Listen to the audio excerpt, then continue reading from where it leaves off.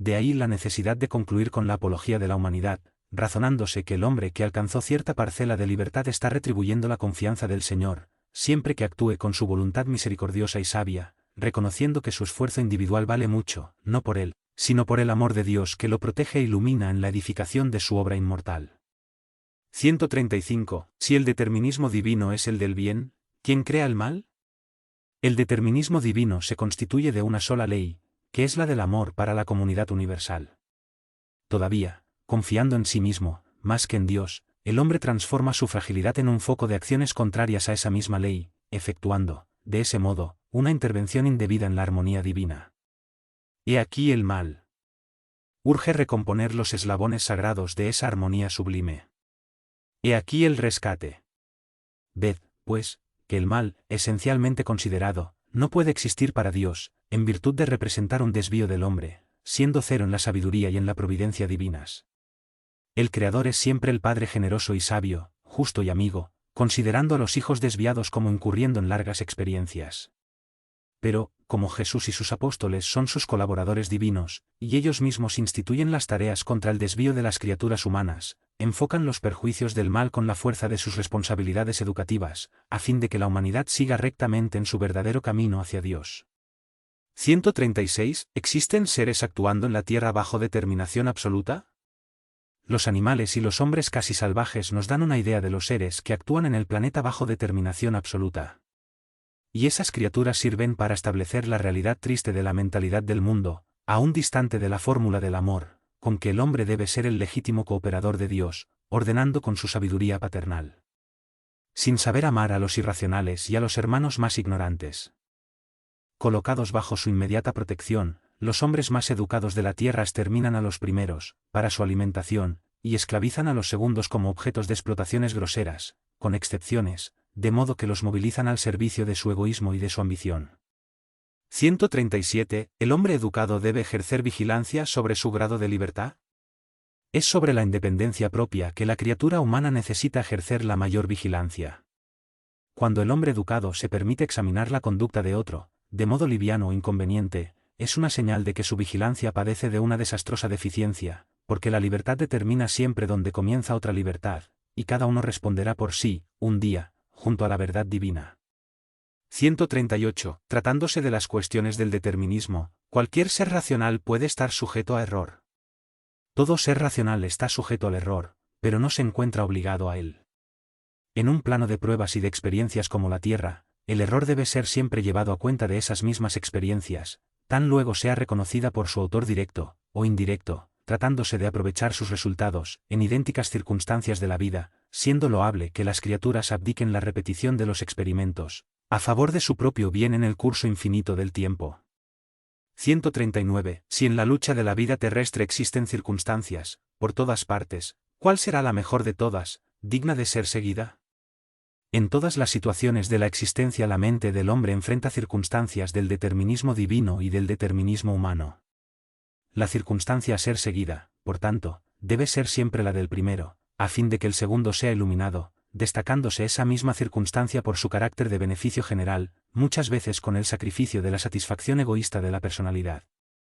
En virtud de esa característica, el hombre está siempre habilitado, en su intimidad, a escoger el bien definitivo de todos o el contentamiento transitorio de su yo, fortaleciendo la fraternidad y la luz, o agravando su propio egoísmo. 140. ¿Los astros influencian igualmente en la vida del hombre? Las antiguas asertivas astrológicas tienen su razón de ser. El campo magnético y las conjunciones de los planetas influyen en el complejo celular del hombre físico, en su formación orgánica y en su nacimiento en la Tierra. Sin embargo, la existencia planetaria es sinónimo de lucha. Si las influencias astrales no favorecen a determinadas criaturas, urge que éstas luchen contra los elementos perturbadores, porque, por encima de todas las verdades astrológicas, tenemos el Evangelio, y el Evangelio nos enseña que cada cual recibirá por sus obras, hallándose cada hombre bajo las influencias que merece. 141. ¿Existen influencias espirituales entre el ser humano y su nombre, tanto en la tierra, como en el espacio? En la tierra o en el plano invisible, tenemos la simbología sagrada de las palabras. Todavía, el estudio de esas influencias requiere de un gran volumen de consideraciones especializadas y como nuestro trabajo humilde es una apología al esfuerzo de cada uno, Aún aquí tenemos que reconocer que cada hombre recibe las influencias a las que hizo méritos, compitiendo a cada corazón renovar sus propios valores, en marcha hacia realizaciones cada vez más altas, ya que el determinismo de Dios es el del bien, y todos los que se entregan realmente al bien, triunfarán sobre todos los obstáculos del mundo. 142. ¿Podríamos recibir una enseñanza sobre el número 7, tantas veces utilizado en la enseñanza de las tradiciones sagradas del cristianismo? Una opinión aislada nos conducirá a muchos análisis en los dominios de la llamada numerología, escapando a las miras de nuestras especulaciones espirituales. Los números, como las vibraciones, poseen su mística natural, mas, frente a nuestros imperativos de educación, hemos de convenir que todos los números, como todas las vibraciones, serán sagrados para nosotros. Cuando hubiéramos santificado el corazón para Dios, siendo justo, en ese particular, copiar la antigua observación de Cristo sobre el sábado, aclarando que los números fueron hechos para el hombre, sin embargo, los hombres no fueron creados para los números.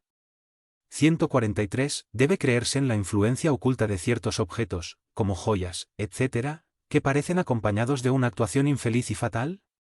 Los objetos, mayormente los de uso personal, tienen su historia viva, a veces, pueden constituir el punto de atención de las entidades perturbadas, de sus antiguos poseedores en el mundo, razón por la cual parecen tocados, a veces, de singulares influencias ocultas. Sin embargo, nuestro esfuerzo debe ser el de la liberación espiritual, siendo indispensable luchar contra los fetiches, para considerar tan solamente los valores morales del hombre, en su jornada hacia el perfecto. 144. ¿Los fenómenos premonitorios atestiguan la posibilidad de la ciencia con relación al futuro? Los espíritus de nuestra esfera no pueden revelar el futuro, considerando esa actividad una característica de los atributos del Creador Supremo, que es Dios.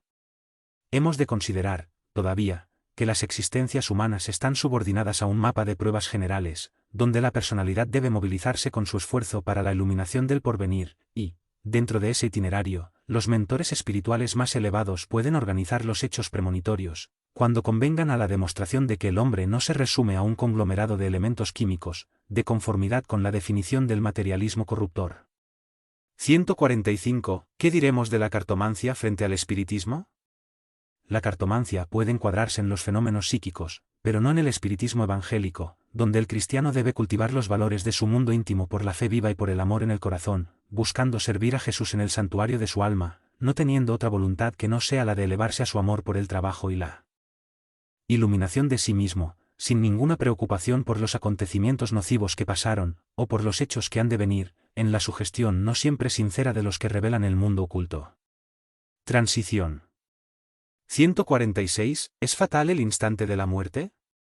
Con excepción del suicidio, todos los casos de desencarnación son determinados previamente por las fuerzas espirituales que orientan la actividad del hombre sobre la tierra. Esclareciéndose en cuanto a esa excepción, debemos considerar que, si el hombre es esclavo de las condiciones externas de su vida en el orbe, es libre en su mundo íntimo, razón por la cual, trayendo en su plan de pruebas la tentación de desertar de la vida expiatoria y rectificadora, contrae una deuda penosa aquel que se arruina, desmantelando sus propias energías. La educación y la iluminación de su intimidad constituyen el amor al santuario de Dios en nuestra alma. Quien las realiza en sí, en la profundidad de la libertad interior, puede modificar el determinismo de las condiciones materiales de su existencia, elevándola hacia la luz y hacia el bien. Los que eliminan, con todo, sus propias energías, atentan contra la luz divina que palpita en ellos mismos. De ahí lo complejo de sus deudas dolorosas. Y existen aún los suicidios lentos y graduales, provocados por la ambición y por la inercia, por el abuso o por la inconsideración, tan peligrosos para la vida del alma, como los que se observan, de forma espectacular, entre las luchas del mundo. Esa es la razón por la cual tantas veces se baten los instructores de los encarnados, por la necesidad permanente de la oración y de vigilancia, a fin de que sus amigos no fracasen en las tentaciones. 147. ¿Proporciona la muerte cambios inesperados y ciertas modificaciones rápidas, como es deseable? La muerte no prodiga estados milagrosos para nuestra conciencia. Desencarnar es mudar de plano, como alguien que se trasladara de una ciudad a otra, allá en el mundo, sin que el acto le altere las enfermedades o las virtudes con la simple modificación de los aspectos exteriores. Importa observar apenas la ampliación de esos aspectos, comparándose el plano terrestre con la esfera de acción de los desencarnados. Imaginad un hombre que pasa de su aldea hacia una metrópoli moderna. ¿Cómo se habrá, en la hipótesis de no encontrarse debidamente preparado frente a los imperativos de su nueva vida. La comparación es pobre, pero sirve para esclarecer que la muerte no es un salto dentro de la naturaleza. El alma proseguirá en su carrera evolutiva, sin milagros prodigiosos.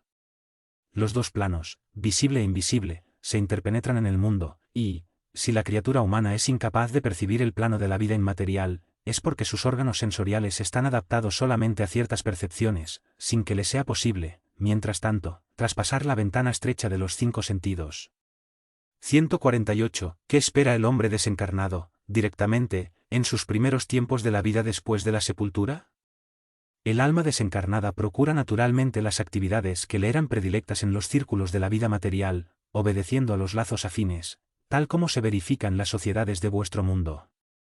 Vuestras ciudades no se encuentran repletas de asociaciones, de gremios, de clases enteras que se reúnen y se sindicalizan para determinados fines, conjugando idénticos intereses de varios individuos. Ahí, no se abrazan los agiotistas, los políticos, los comerciantes, los sacerdotes, con el objetivo, cada grupo, de la defensa de sus intereses propios. El hombre desencarnado procura ansiosamente, en el espacio, las aglomeraciones afines con su pensamiento, de manera de continuar el mismo modo de vida abandonado en la tierra, pero, tratándose de criaturas apasionadas y viciosas, su mente reencontrará las obsesiones de materialidad, como las del dinero, la del alcohol, etc. Obsesiones que se tornan su martirio moral de cada hora, en las esferas más próximas a la tierra. De ahí la necesidad de encarar todas nuestras actividades en el mundo como la tarea de preparación para la vida espiritual, siendo indispensable para nuestra felicidad, más allá del sepulcro, que tengamos un corazón siempre puro. 149. Poco después de la muerte, el hombre que se desprende de la envoltura material puede sentir la compañía de los entes amados que lo precedieron en la partida. Si su existencia terrestre fue un apostolado del trabajo y del amor a Dios, la transición del plano terrestre hacia la esfera espiritual será siempre suave. En esas condiciones, podrá encontrar inmediatamente a aquellos que fueron objeto de su afecto en el mundo, en la hipótesis de que se encuentren en el mismo grado de evolución. Una felicidad dulce y una alegría perenne se establecen en esos corazones amigos y afectuosos, después de las amarguras de la separación y de la prolongada ausencia. Entretanto, aquellos que se desprenden de la tierra, saturados de obsesiones por las posesiones efímeras del mundo y tocados por la sombra de las rebeldías incomprensibles, no encuentran tan deprisa a los seres queridos que los antecedieron en la sepultura. Sus percepciones restringidas a la atmósfera oscura de sus pensamientos y sus valores negativos les imposibilitan las dulces venturas del reencuentro. Es por eso que observáis, tantas veces, espíritus sufrientes y perturbados ofreciendo la impresión de criaturas desamparadas y olvidadas por la esfera de la bondad superior, pero, que, de hecho, son desamparadas por sí mismas, por su perseverancia en el mal, en la intención criminosa y en la desobediencia a los sagrados designios de Dios. 150. ¿Es posible que los espiritistas vengan a sufrir perturbaciones después de la muerte? La muerte no presenta perturbaciones a la conciencia recta y al corazón amante de la verdad y del amor de los que vivieron en la tierra tan solamente para el cultivo de la práctica del bien, en sus variadas formas y dentro de las más diversas creencias. Que el espiritista cristiano no considere su título de aprendiz de Jesús como un simple rótulo, ponderando la exhortación evangélica, mucho se pedirá de quien mucho recibió, preparándose en los conocimientos y en las obras del bien, dentro de las experiencias del mundo para su vida futura, cuando la noche del sepulcro hubiera descubierto a sus ojos espirituales la visión de la verdad, en marcha hacia las realizaciones de la vida inmortal. 151. ¿El espíritu encarnado puede sufrir con la cremación de los elementos cadavéricos? En la cremación, se hace menester ejercer la piedad con los cadáveres, postergando por más horas el acto de destrucción de las vísceras materiales, pues, de cierto modo, existen siempre muchos ecos de sensibilidad entre el espíritu desencarnado y el cuerpo donde se extinguió el tones vital, en las primeras horas siguientes al desenlace, en vista de los fluidos orgánicos que aún solicitan al alma para las sensaciones de la existencia material. 152. ¿La muerte violenta proporciona a los desencarnados sensaciones diversas de la llamada muerte natural? La desencarnación por accidentes, los casos fulminantes de desprendimiento proporcionan sensaciones muy dolorosas para el alma desencarnada, en vista de la situación de sorpresa ante los acontecimientos supremos e irremediables. Casi siempre, en tales circunstancias, la criatura no se encuentra debidamente preparada y lo imprevisto de la situación le trae emociones amargas y terribles. Entretanto, esas sorpresas tristes no se verifican para las almas, en el caso de las enfermedades dolorosas y prolongadas, en que el corazón y el raciocinio se tocan de las luces de las meditaciones sanas, observando las ilusiones y los perjuicios del excesivo apego a la tierra, siendo justo considerar la utilidad y la necesidad de los dolores físicos, en ese particular, porque solamente con su concurso precioso puede el hombre liberarse del fardo de sus impresiones nocivas del mundo, para penetrar tranquilamente en los umbrales de la vida del infinito. 153. Si la hora de la muerte no hubiera llegado, ¿podrá el hombre perecer bajo los peligros que lo amenacen? En los aspectos externos de la vida, y siempre que el espíritu encarnado proceda de conformidad con los dictámenes de la conciencia recta y del corazón bien intencionado, sin la falta de ponderación de los precipitados y sin el egoísmo de los ambiciosos, toda y cualquier defensa del hombre reside en Dios. 154. ¿Cuáles son las primeras impresiones de los que desencarnan por suicidio? La primera decepción que los aguarda es la realidad de la vida que no se extingue con las transiciones de la muerte del cuerpo físico, vida esa agravada por tormentos pavorosos, en virtud de su decisión teñida de suprema rebeldía. Suicidas hay que continúan experimentando los padecimientos físicos de la última hora terrestre, en su cuerpo somático, indefinidamente. Años seguidos, sienten las impresiones terribles del tóxico que les aniquiló las energías, la perforación del cerebro por el cuerpo extraño salido del arma usada en el gesto supremo, el peso de las ruedas pesadas bajo las cuales se lanzaron en el ansia de desertar de la vida, el paso de las aguas silenciosas y tristes sobre sus despojos, donde procuraron el olvido criminoso de sus tareas en el mundo y, comúnmente, la peor emoción del suicida es la de acompañar, minuto a minuto, el proceso de la descomposición del cuerpo abandonado en el seno de la tierra, agusanado y podrido.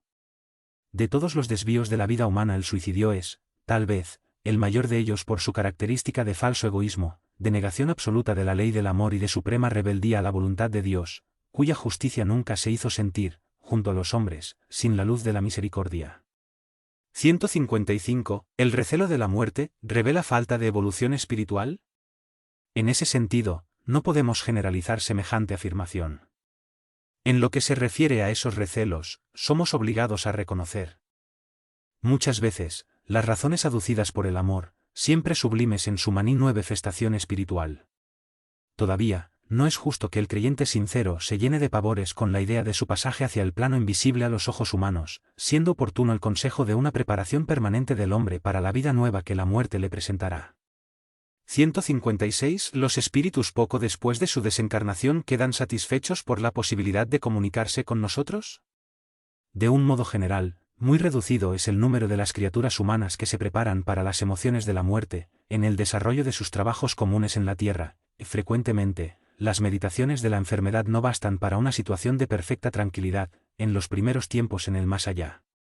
He aquí el motivo por lo que tan saludables se hacen vuestras reuniones de estudio y de evangelización, a las cuales concurren un gran número de hermanos nuestros, ansiosos por una palabra de la tierra, porque las impresiones que traen del mundo no le permiten la percepción de los mentores elevados, de las más altas esferas espirituales.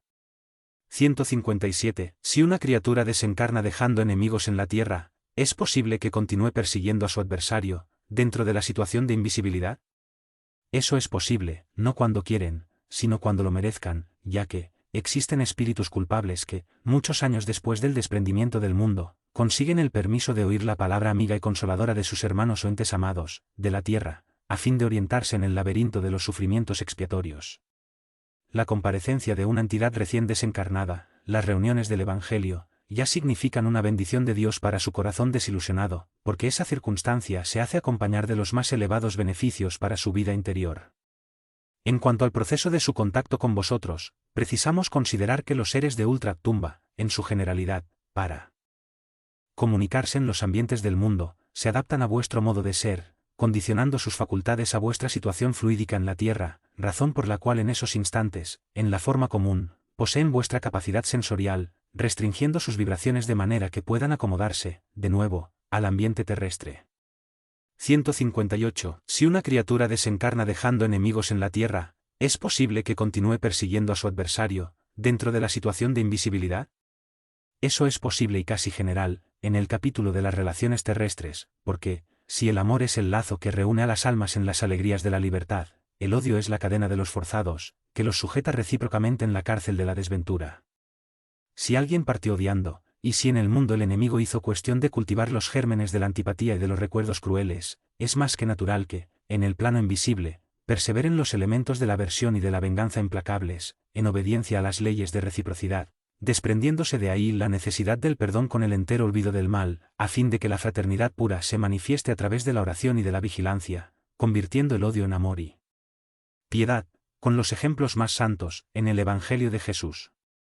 159. En el caso de las persecuciones de los enemigos espirituales, ¿la acción de ellos se realiza sin el conocimiento de nuestros guías amorosos y esclarecidos? Las llamadas actuaciones del plano invisible, de cualquier naturaleza, no se verifican con desconocimiento de Jesús y de sus colaboradores, mentores del hombre en su jornada de experiencias hacia el conocimiento y hacia la luz. Las persecuciones de un enemigo invisible tienen un límite y no afectan a su objeto sino en la medida de su propia necesidad, porque, bajo los ojos amorosos de vuestros guías del plano superior, todos esos movimientos tienen una finalidad sagrada, como la de enseñaros la fortaleza moral, la tolerancia, la paciencia, la resignación, en los más sagrados imperativos de la fraternidad y del bien. 160. Los espíritus desencarnados se dividen, igualmente, en las esferas más próximas a la Tierra, en femeninos y masculinos.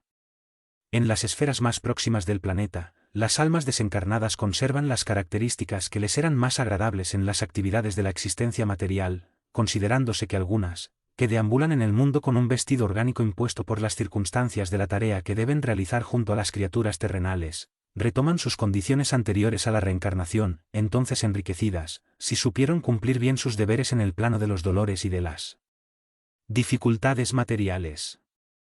Dilatando, sin embargo, la cuestión, debemos ponderar que los espíritus, con esos o aquellos rasgos característicos, están en marcha hacia Dios, purificando todos los sentimientos y embelleciendo sus propias facultades, a fin de reflejar la luz divina, transformándose, entonces, en esas o en aquellas condiciones, en perfectos ejecutores de los designios del Eterno. Sentimiento. Arte. 161. ¿Qué es el arte?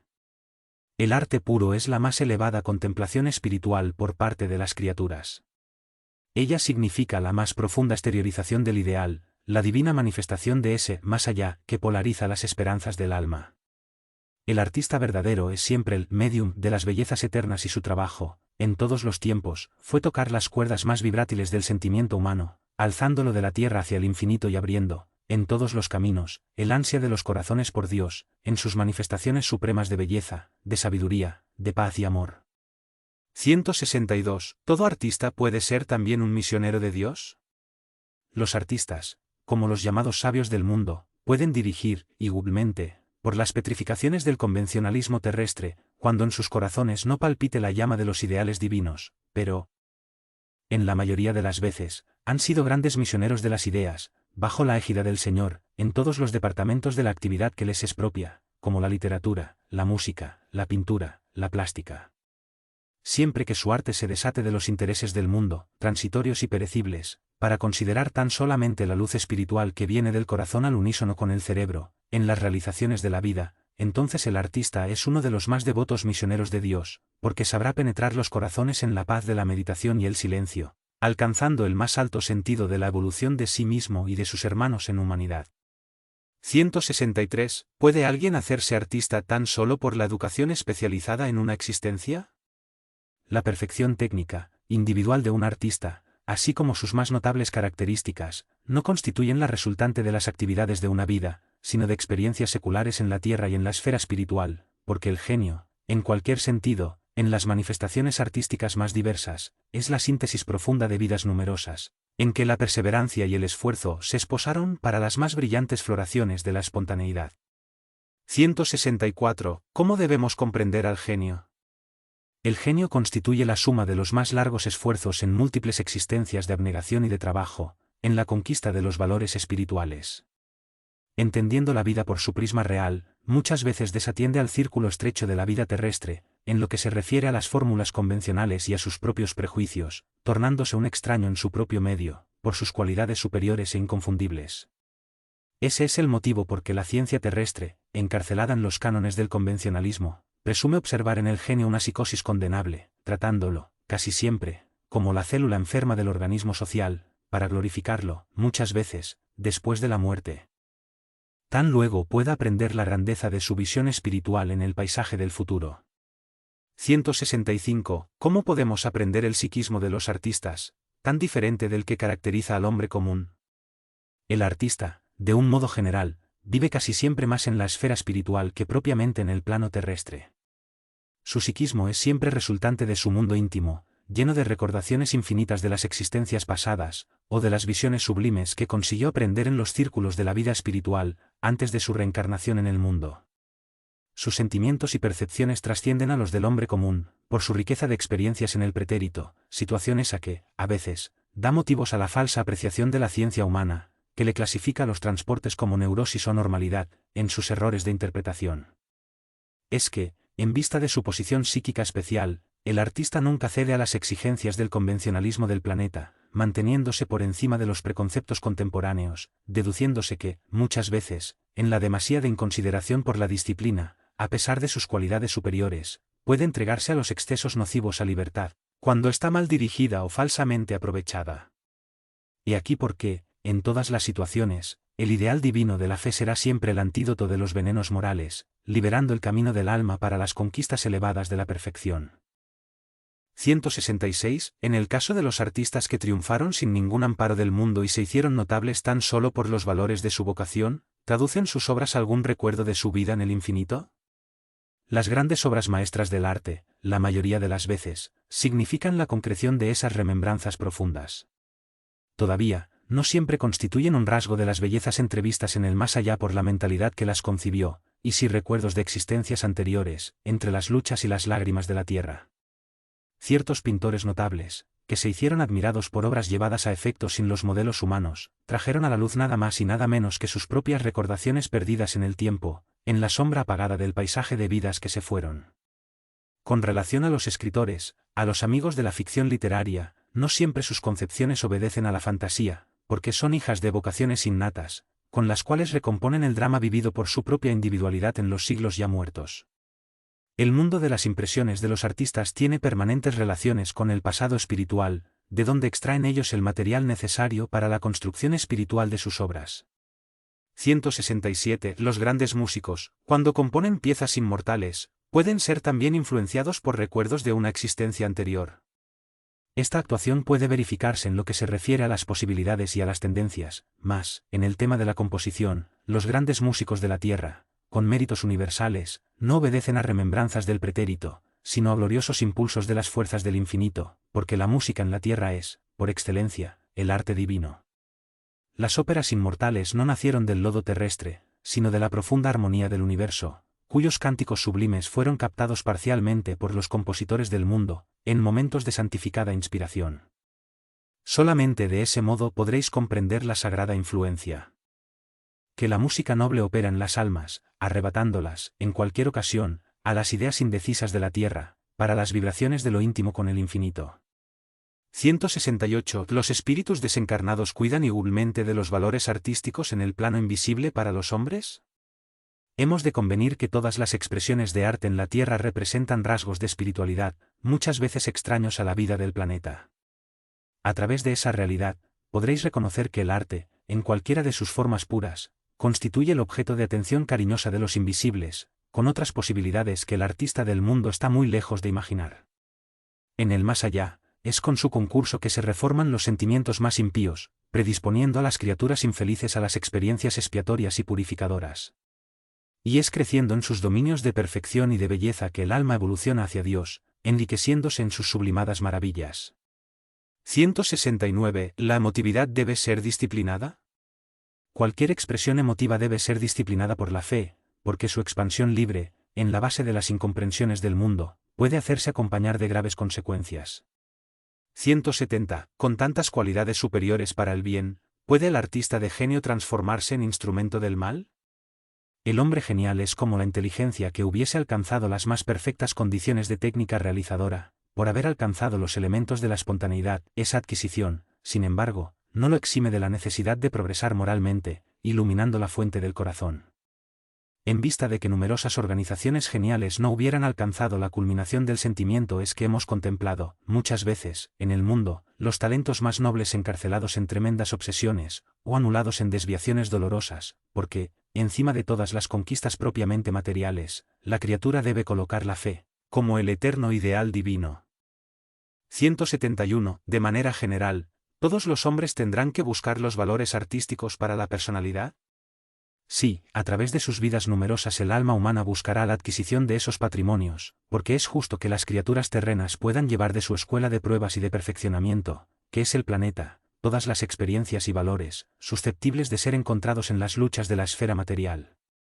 172. ¿Existen, de hecho, un arte antiguo y un arte moderno?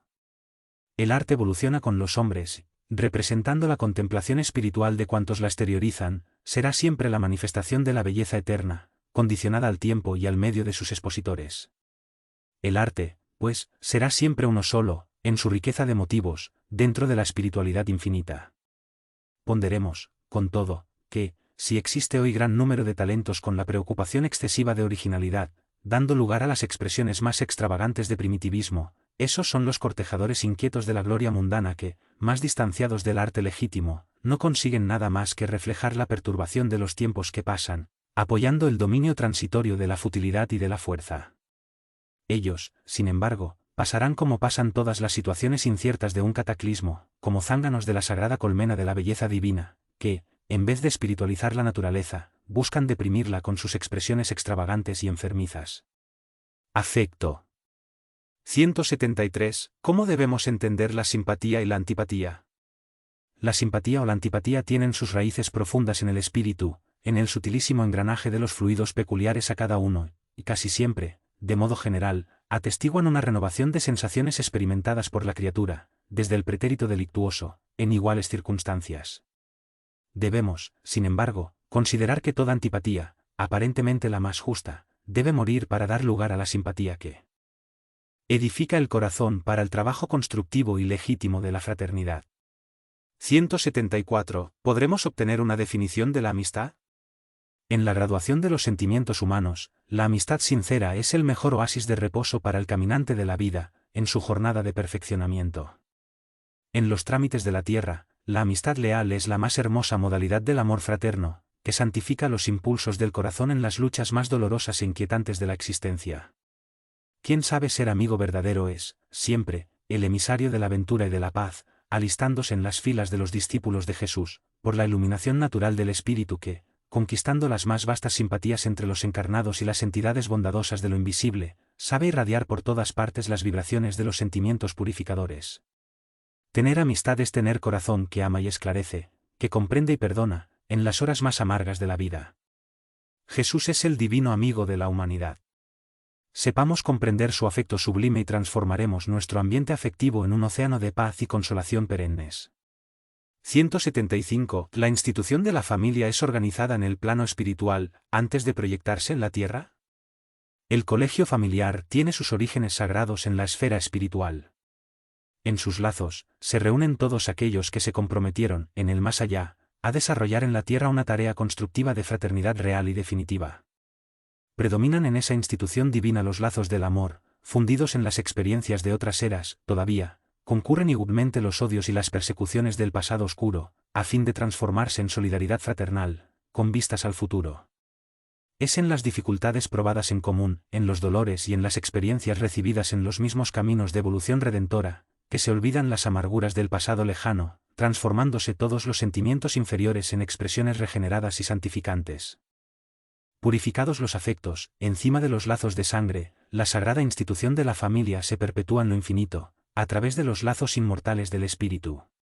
176. Las familias espirituales en el plano invisible, son agrupadas en falanges y aumentan o disminuyen. ¿Cómo se verifica en la tierra? Los núcleos familiares del más allá se agrupan, igualmente, en falanges, continuando ahí la obra de iluminación y de redención de algunos componentes de los grupos, elementos más rebeldes o estacionarios, que son impulsados, por sus compañeros afines, a los esfuerzos edificantes, en la conquista del amor y de la sabiduría. 177. ¿Las familias espirituales poseen también un jefe? Todas las colectividades espirituales están reunidas, en sus características familiares, por las santas afinidades del alma, y cada uno posee su gran mentor en los planos más elevados, de donde provienen las sustancias eternas del amor y de la sabiduría. 178. ¿Podríamos recibir algún esclarecimiento sobre la ley de las afinidades entre los espíritus desencarnados? En la Tierra, las criaturas humanas muchas veces revelan sus afinidades en los intereses materiales, que pueden disimular la verdadera posición moral de la personalidad. En el mundo de los espíritus elevados, sin embargo, las afinidades legítimas se revelan sin ningún artificio, por los sentimientos más puros. 179. En el capítulo de los afectos terrenales, ¿el casarse o no casarse está fuera de la voluntad de los seres humanos? El matrimonio en la Tierra es siempre una resultante de determinadas resoluciones tomadas en la vida del infinito, antes de la reencarnación de los espíritus, sea por orientación de los mentores más elevados, cuando la entidad no posee la indispensable educación para manejar sus propias facultades, o como consecuencia de compromisos libremente adquiridos por las almas, antes de sus nuevas experiencias en el mundo, razón por la cual los consorcios humanos están previstos en la existencia de los individuos, en el cuadro escondido de las pruebas expiatorias, o en el acervo de valores de las misiones que regeneran y santifican. 180. La indiferencia en las manifestaciones de sensibilidad afectiva, dentro de los procesos de evolución de la vida en la Tierra, en las horas de dolor y de alegría, ¿es una actitud justificable como medida de vigilancia espiritual? La indiferencia que se traduce por petrificación de los sentimientos es siempre peligrosa para la vida del alma. Aún así, existen actitudes en el dominio de la exteriorización emocional, que se justifican por la nobleza de sus expresiones educativas. 181. ¿Cómo entender el sentimiento de la cólera en los trámites de la vida humana? La cólera no resuelve los problemas evolutivos y no significa nada más que un rasgo de recordación de los comienzos de la vida humana en sus expresiones más groseras. La energía serena edifica siempre, en la construcción de los sentimientos purificadores, pero la cólera impulsiva, en sus movimientos atrabiliarios, es un vino envenenado de cuya embriaguez el alma despierta siempre con el corazón tocado de amargos resabios. 182. ¿El remordimiento es un castigo? El remordimiento es la fuerza que prepara el arrepentimiento, como este es la energía que precede al esfuerzo regenerador. Choque espiritual en sus características profundas, el remordimiento es el intersticio para la luz, a través del cual recibe el hombre la cooperación indirecta de sus amigos de lo invisible, a fin de rectificar sus desvíos y renovar sus valores morales, en la jornada hacia Dios. 183. ¿Cómo se interpretan los celos en el plano espiritual? El celo, propiamente considerado en sus expresiones de escándalo y de violencia, es un indicio de atraso moral o de estancamiento en el egoísmo, dolorosa situación que el hombre solamente vencerá a golpe de mucho esfuerzo, en la oración y en la vigilancia, de manera que enriquezca su intimidad con la luz del amor universal, comenzando por la piedad por todos los que sufren y yerran, guardando también la disposición sana para cooperar en la elevación de cada uno. Solamente la comprensión de la vida, colocándonos en la situación de quien erró o de quien sufre, a fin de iluminarnos el raciocinio para el análisis sereno de los acontecimientos, podrá aniquilar los celos en el corazón, de manera que se cierre la puerta al peligro, por el cual toda alma puede lanzarse a terribles tentaciones, con largas influencias en los días futuros. 184. ¿Cómo debemos efectuar nuestra autoeducación, esclarecida por la luz del Evangelio, en los problemas de las atracciones sexuales, cuyas tendencias egoístas tantas veces nos llevan a actitudes antifraternas? No debemos olvidar que el amor sexual debe ser entendido como el impulso de la vida que conduce al hombre a las grandes realizaciones del amor divino, a través de la progresión de su espiritualización en la devoción y en el sacrificio. Toda vez que experimentarais disposiciones no fraternales en su círculo, eso significa que predominan en vuestra organización psíquica los recuerdos perjudiciales, tendientes al estancamiento en la marcha evolutiva. Es ahí que urge el esfuerzo de la autoeducación, porque toda criatura necesita resolver el problema de la renovación de sus propios valores. Habéis de observar que Dios no extermina las pasiones de los hombres, sino las hace evolucionar, convirtiéndolas por el dolor en sagrados patrimonios del alma, compitiendo a las criaturas dominar el corazón, guiar los impulsos, orientar las tendencias, en la evolución sublime de sus sentimientos. Examinándose, aún, el elevado coeficiente de viciación del amor sexual, que los hombres crearon para sus destinos, somos obligados a ponderar que, si muchos contraen penosas deudas, entre los excesos de la fortuna, de la inteligencia y del poder, otros lo hacen por el sexo, abusando de uno de los más sagrados puntos de referencia de su vida. Es por ese motivo que observamos, muchas veces, almas numerosas aprendiendo, entre las angustias sexuales del mundo, la renuncia y el sacrificio, en marcha hacia las más puras adquisiciones del amor divino. Desprendiéndose, pues, que, al revés de la educación sexual por la satisfacción de los instintos, es imprescindible que los hombres eduquen su alma para la comprensión sagrada del sexo. Deber.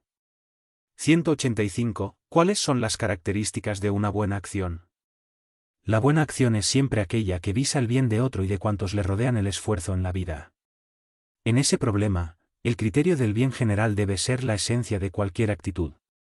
La mejor acción puede, a veces, padecer la incomprensión ajena, en el instante en que es exteriorizada, pero será siempre victoriosa, en cualquier tiempo, por el beneficio prestado al individuo o a la colectividad. 186. ¿La casualidad debe entrar en los razonamientos de la vida de un espírita cristiano? El azar, propiamente considerado, no puede entrar en las deducciones del discípulo sincero de la verdad evangélica. En el capítulo del trabajo y del sufrimiento, su alma esclarecida conoce la necesidad de la propia redención, con vistas al pasado delictuoso, y en lo que se refiere a los desvíos y errores del presente, mejor que nadie su conciencia debe saber de la intervención indebida llevada a efecto sobre la ley del amor, establecida por Dios, cumpliéndole a guardar, conscientemente, sin ninguna noción de casualidad, los rescates y reparaciones dolorosas del futuro. 187. ¿Cuál es la actitud mental que más favorecerá nuestro éxito espiritual en los trabajos del mundo?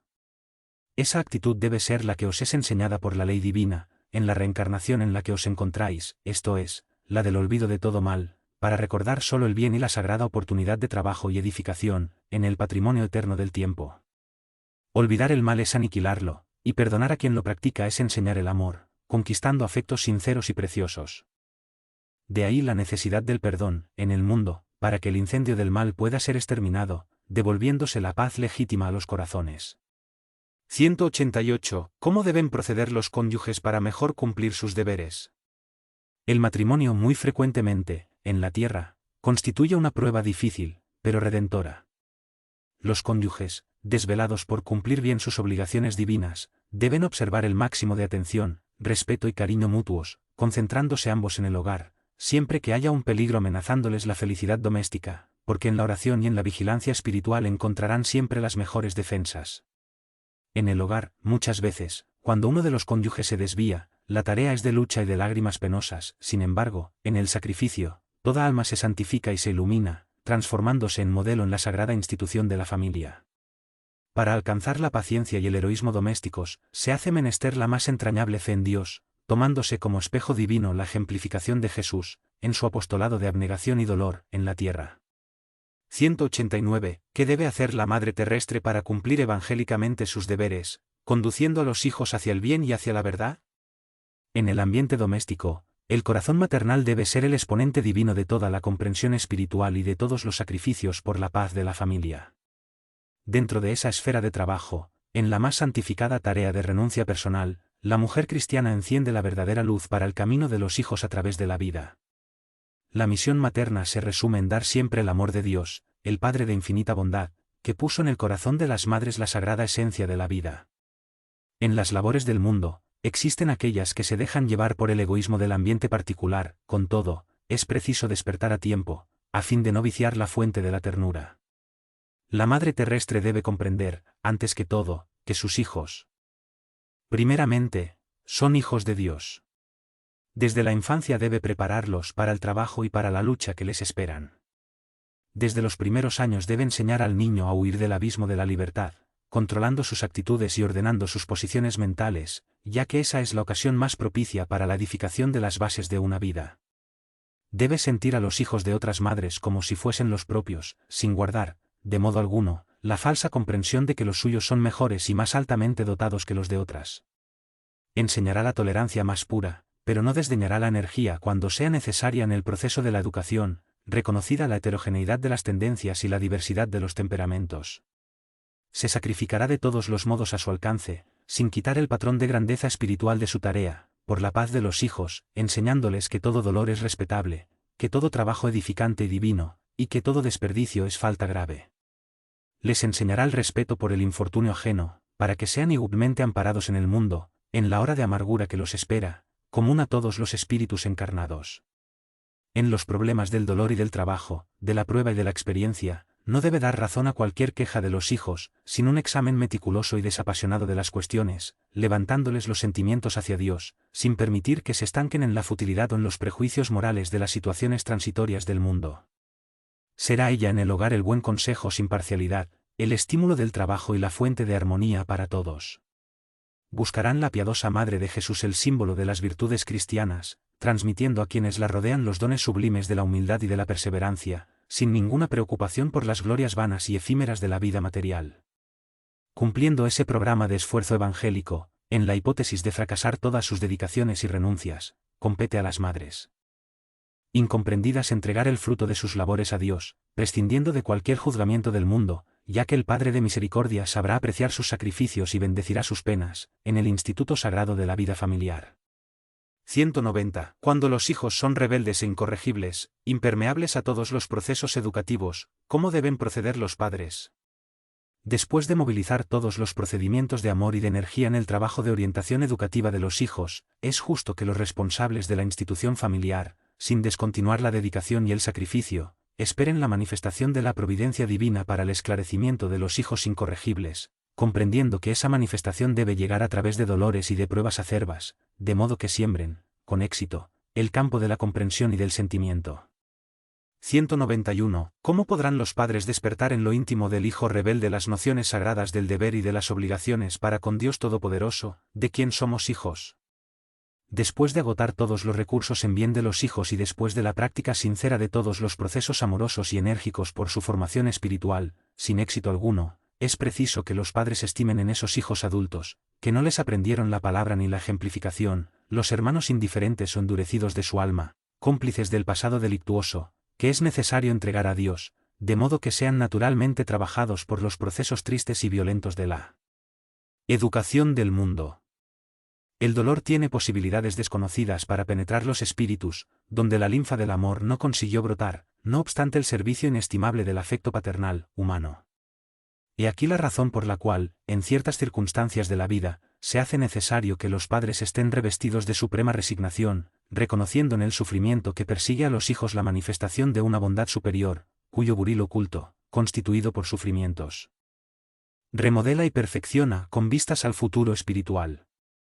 192. ¿La mentira retarda el desarrollo del espíritu? Mentira no es el acto de guardar la verdad para el momento oportuno, porque esa actitud mental se justifica en la propia lección del Señor, que recomendaba a los discípulos no lanzar al acaso la semilla bendita de sus enseñanzas de amor. La mentira es la acción capciosa que busca el provecho inmediato de sí mismo, en detrimento de los intereses ajenos en su visión legítima y sagrada, y esa actitud mental de la criatura es de las que más humillan la personalidad humana, retardando, por todos los modos, la evolución divina del espíritu. 193. La verdad, cuando es dicha con sinceridad y franqueza rudas, ¿puede retardar el progreso espiritual por el dolor que causa? La verdad es la esencia espiritual de la vida. Cada hombre o cada grupo de criaturas posee su cuota de verdades relativas, con la cual se alimentan las almas en los diversos planos evolutivos. El corazón, que retiene una parcela mayor, está habilitado para alimentar a sus hermanos en camino de adquisiciones más elevadas. Todavía, es imprescindible el mejor criterio amoroso en la distribución de los bienes de la verdad, porque esos bienes deben ser ofrecidos de acuerdo con la capacidad de comprensión del espíritu al que se destina la enseñanza, de manera que el esfuerzo no se haga acompañar de resultados contraproducentes. Aún aquí, podemos examinar los ejemplos de la naturaleza material. La nutrición de un niño debe contener la sustancia que mantiene la vida, pero no puede ser análoga a la nutrición de un adulto. La despreocupación en ese asunto podría llevar a la criatura al aniquilamiento, aunque las sustancias suministradas estuviesen repletas de elementos vitales. 194. Debemos contar, de manera absoluta, con el auxilio de los guías espirituales en nuestras realizaciones humanas. Un guía espiritual podrá siempre colaborar en vuestros trabajos, sea auxiliándoos en las dificultades, de manera indirecta, o confortándoos en el dolor, estimulándoos para la edificación moral, imprescindible para la iluminación de cada uno. Entre tanto, no debéis tomar sus expresiones fraternas como promesa formal, en el terreno de las realizaciones del mundo, porque esas realizaciones dependen de vuestro esfuerzo propio y se hallan engranadas en el mecanismo de las pruebas indispensables para vuestro perfeccionamiento. 195. ¿Cómo podremos encontrar, dentro de nosotros mismos, el elemento esclarecedor de cualquier duda, en cuanto a la calidad fraternal y excelente del acto que pretendamos realizar en las luchas cotidianas de la vida de relación? Aquí, somos obligados a recordar el antiguo precepto del amar al prójimo como a nosotros mismos. En todos sus actos, el discípulo de Jesús deberá considerar si estaría satisfecho, recibiéndolos de un hermano suyo, en la misma calidad, intensidad y modalidad con que pretende aplicar el concepto, o ejemplo, a los otros. Con ese proceso introspectivo, cesarían todas las campañas precipitadas de los actos y de las palabras, y la comunidad cristiana estaría integrada, en conjunto, en su legítimo camino. 196. ¿Cómo encaran los hermanos espirituales nuestras quejas? Muchas son consideradas verdaderas oraciones dignas de toda la cariñosa atención de los amigos desencarnados. La mayoría, sin embargo, no pasan de lamentación estéril, a la que el hombre se acostumbró como a un vicio cualquiera, porque, si tenéis en las manos el remedio eficaz con el Evangelio de Jesús y con los consoladores esclarecimientos de la doctrina de los espíritus, la repetición de ciertas quejas traduce mala voluntad en la aplicación legítima del conocimiento espiritista a vosotros mismos. Por favor, no olvide dejar su like, es importante para que el canal siga creciendo y más personas puedan tener acceso a ella. Este canal fue creado sin ánimo de lucro, para llegar a las personas. Es el caso de los deficientes visuales, personas que están en los hospitales, y a todos que necesiten una lectura edificante. Muchas gracias, que la paz del Mestre esté con vosotros. Recuerda valorar y reconocer el trabajo del autor adquiriendo sus obras.